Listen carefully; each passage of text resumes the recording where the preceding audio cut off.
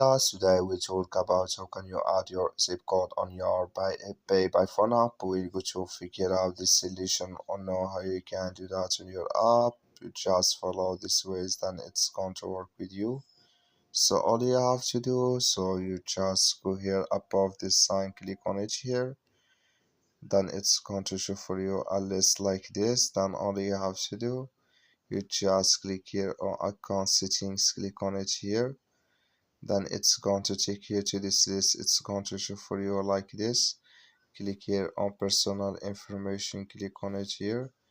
Then you come to this list here. Then you go down, come here to zip and postal code. You just click on it here, and here add your zip code in this list here. So when you add it, just go down, click here on save here. Then it's going to save with you on your app.